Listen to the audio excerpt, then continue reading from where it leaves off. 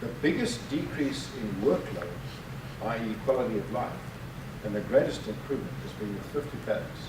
The old Dennis that I showed you just move these cattle every day, just by moving fence, but doing it efficiently, so the rest of the day is free. It's very easy to do and not very costly at all. Pays for itself very quickly.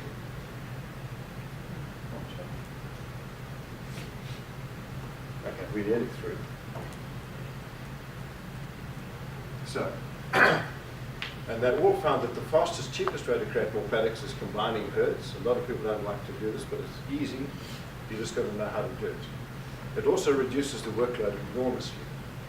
Checking one herd compared to 4 herds with the same order, it's just chalk and cheese in the amount of work you've got to do. You go to one spot, you check the cows, that's it, done for the day. The productivity per acre has improved. Remember that figure, the fourfold at the Nobel Foundation? Achieving that regularly around the world with good management. And carrying capacity and total productivity are greatly increased at a very low cost. And long recovery periods are critical. And don't move to the adjacent paddock, but look at your vegetation. The paddock that can next afford to be grazed is the one you do. This is part of the adaptiveness. You've got to keep looking at the area and know which one can carry best. So, in conclusion, successful managers use flexible stocking to match animal numbers with the amount of forage there, spread grazing over the ranch, use moderate grazing in growing season, short grazing periods, recovery, graze before too mature, important here, not in dry country. In dry country, you don't have to worry about that. You must adapt intelligently to prevailing conditions and use multiple livestock species. And these are folk who I've worked with. You don't achieve results like this on your own. You've got to work with a lot of folk. And all of those people are really important. But scientists aren't making the progress in this field. It's ranchers who are trying different things and find out what's working. They are the people who are ahead of the pack. In grazing research, the leading ranchers that I work with are probably 30 years ahead of most researchers. And researchers, of course, are in denial about this, but I can take you to a number of people just in opinion to show you exactly what I'm talking about.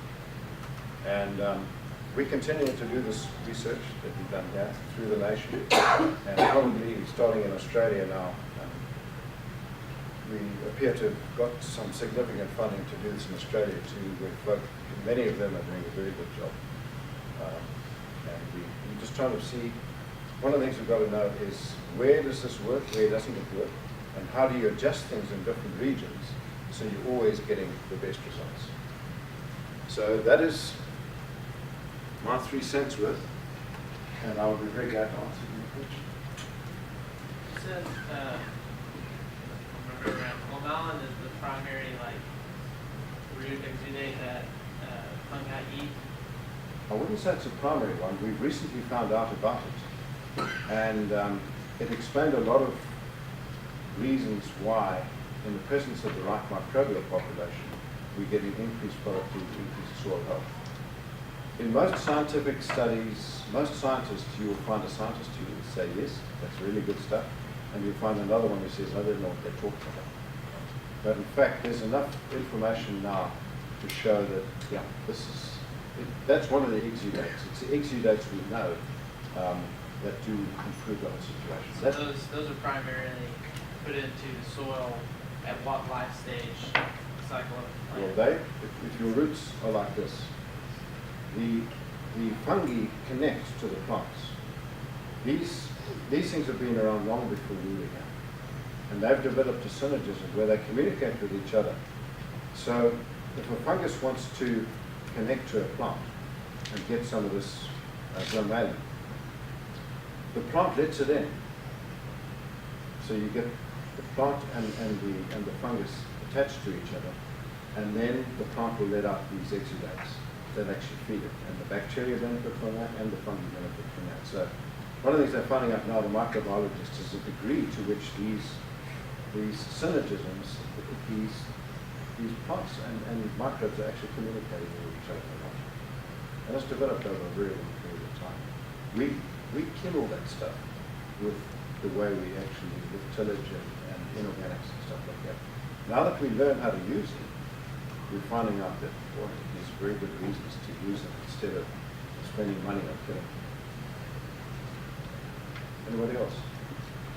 What role does herbicides play in these rotational grazing systems? Should we use them? Yeah. You know, when you look at it, you think, oh, that's dirty, I need to clean it up. But if you, one of the principles that really works is manage for what you want. In other words, look at those plants you want and make sure that you are providing them, you're not eating them enough to set them back and allowing them to recover. The plants you want there, the most productive plants, are very capable of handling themselves against what we call weeds, if you just give them a break and manage so that they do well. And it goes counter to what we've been taught, what we've grown up in the last, since the Second World War. And I know people who follow that rule base from 10 inches of rainfall up to 60 inches of rainfall. If you manage for what you want, they will take care of the plants that you don't want. Doesn't happen slowly, but generally 3 to 5 years, and you'll just see the shift happening. And the other part of it is, if you are busy putting chemicals and stuff out there and spraying them, where are the profits going? Are you making the profits? Or somebody else making the profits? If you are playing your game, understanding the biology, making it work for you, you get those benefits. Now, I don't dislike people who sell chemicals, but you really don't need them in a lot of cases. Sometimes you do, and you use them. But use them sparingly, and you manage your biology, and it will work for you. Yes, sir. Has much work been done on impact the size, not size, but the shape of the paddocks? Did everybody get that?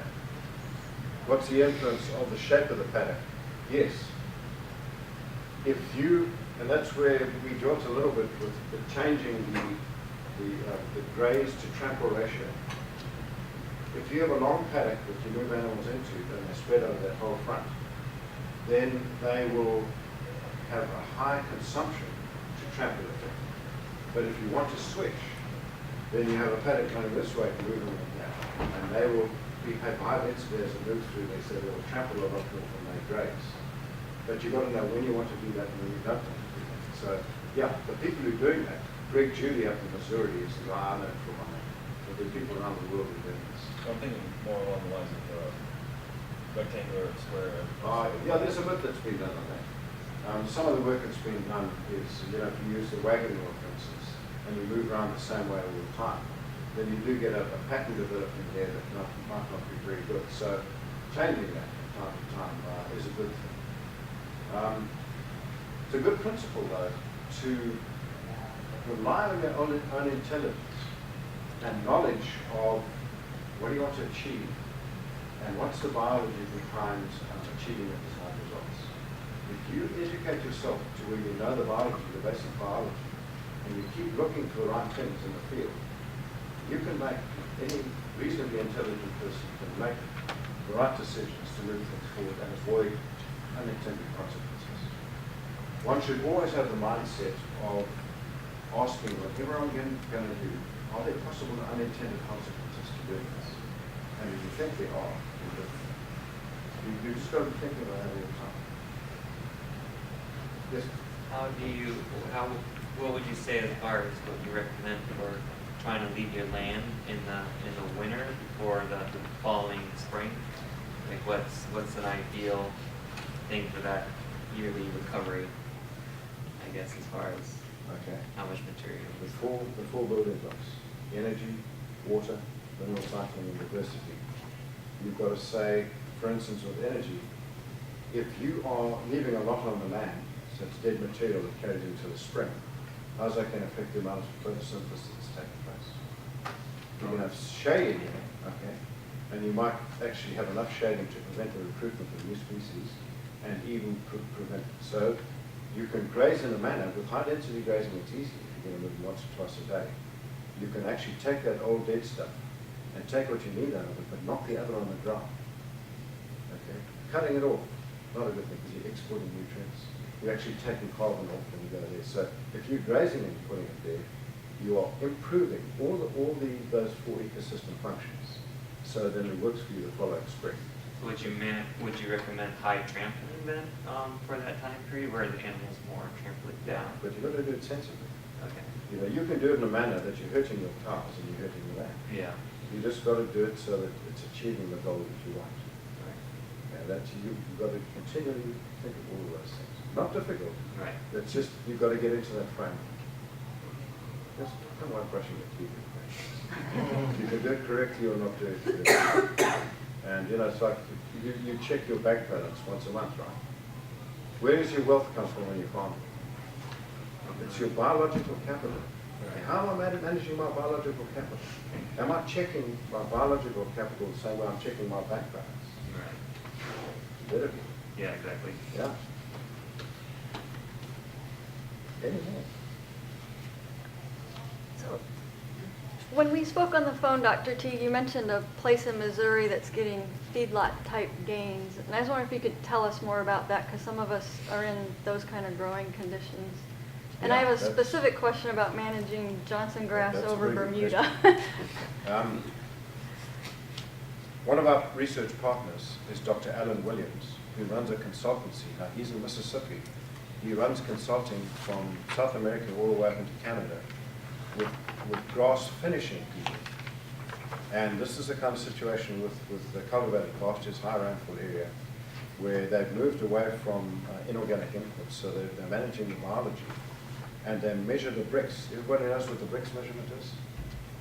It's you squeeze the juice out of the plant, it tells you how much energy is in there. And they find out what's happening with their bricks levels, so that each person knows at particular times of the year whether they've got